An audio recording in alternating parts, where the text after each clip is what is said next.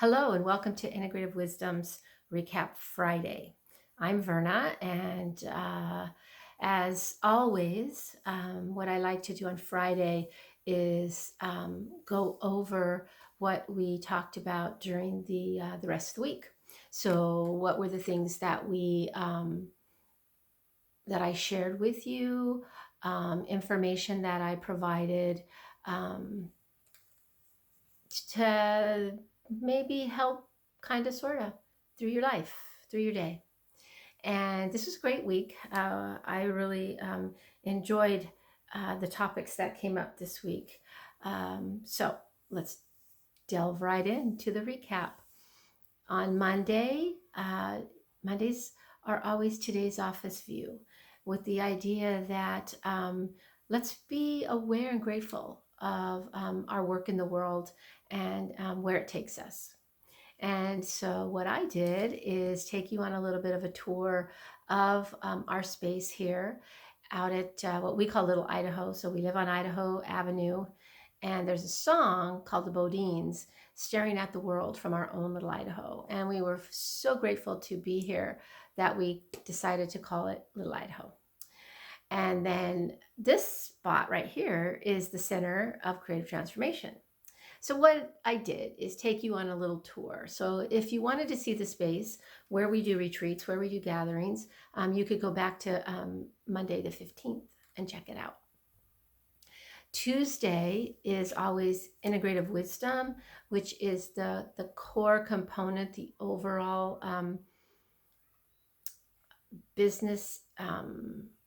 It's the name of our business, integrative wisdom. It's the practice of delving into body, mind, spirit, soul, and living from that place, learning as much as we can about who we are, being accepting of who we were born to be, but then fleshing out the places that are a little bit skewed. Some people call that shadow or the dark work, and coming to that place where we can truly shine and we can sing the song, as I say, that we were born to sing. That wasn't my quote, but I've adopted it and believe that it's truly a wonderful place where we could go if we knew how, if we had the tools, and we were willing to show up. So on Tuesday, Integrative Wisdom Day, we talked about creating a ceremony and how in our lifetime we have gotten away from the idea of everyday life holding meaning. And we've kind of let the outside entities be the creators and the holders of the sacred. And so churches, institutions, they seem to be the ones doing the ceremonies, which is very interesting this year since so many people have been inspired to create their own ceremonies for things like graduation. They got to maybe put their spin on it a little bit, maybe, or they just went traditional, but still they had to do it. And so creating a ceremony, just briefly, we talked about determining the purpose for your ceremony and something that you're holding dear that you would like to honor. And that can be a joyous occasion, but it can also be a deeply felt occasion, something that that didn't happen. And so you're feeling that emotional response, and you can do a ceremony around that sacred experience.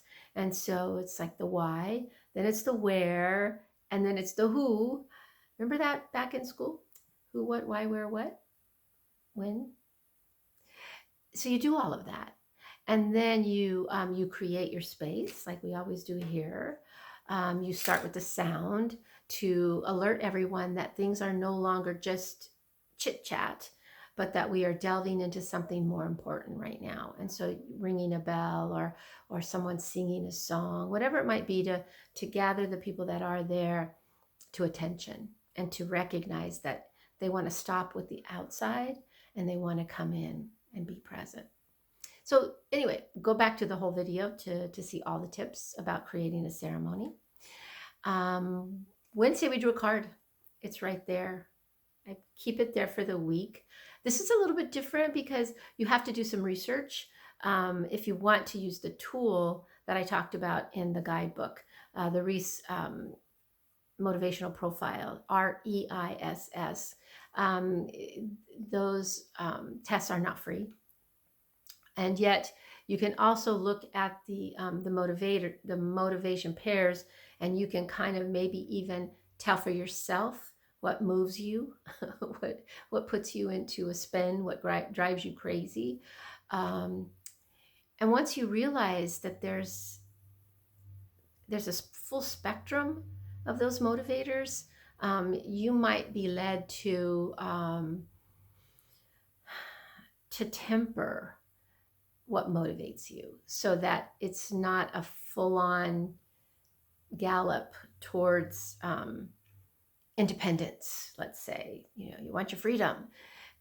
Maybe you have to temper that with a bigger responsibility. But once you realize the things that motivate you, you can then work to temper them if indeed that's important.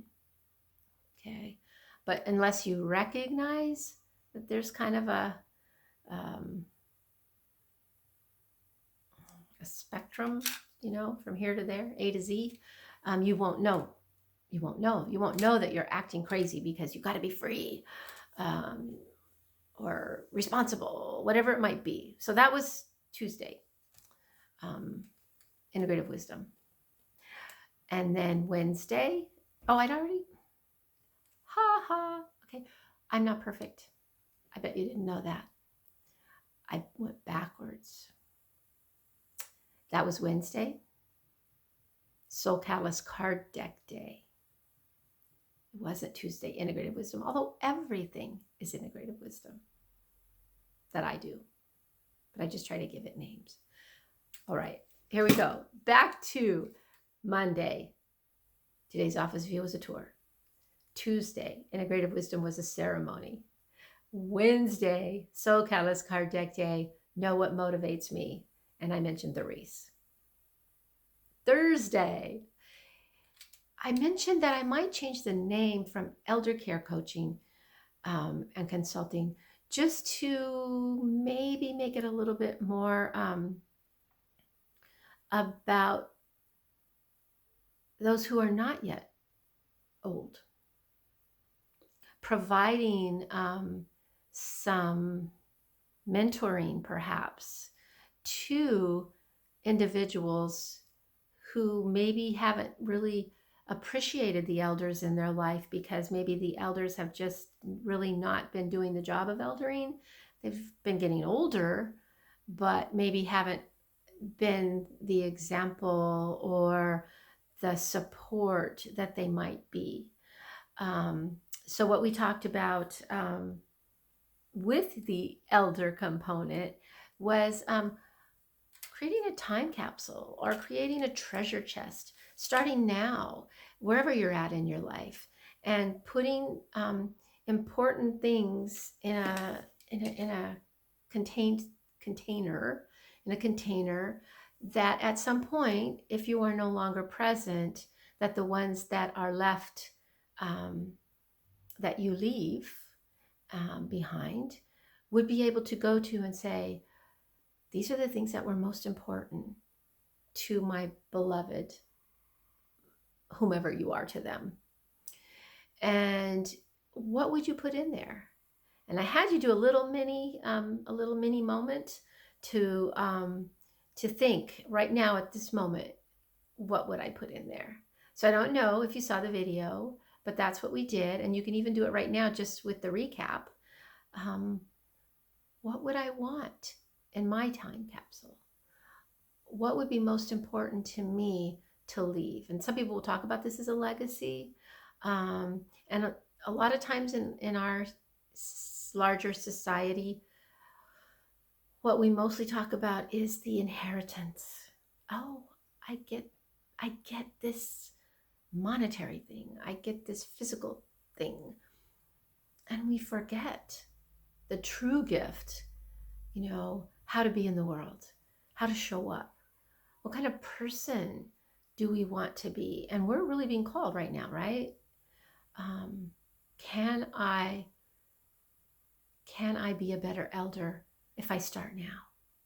If I start now paying attention to my behavior, what I think is important, and do I need to do something a little different so that I will be a true gift as an elder? There you go. And as a new friend, Joanne Nardone, don't know if I'm saying it right, said, yeah, I watch Verna's videos. And I loved it. I hadn't thought about it in that way. It's kind of got a ring to it, right? So thank you for being here, for watching Verna's videos. And as always, what is it? Good Lord willing and the creek don't rise. That's in honor of my dad. Father's Day is right around the corner. I will be here Monday with a whole new week of information. So take care, much love, and I'm real grateful that I'm here. And I hope that you are practicing gratitude for where you are. All right, everybody, bye-bye.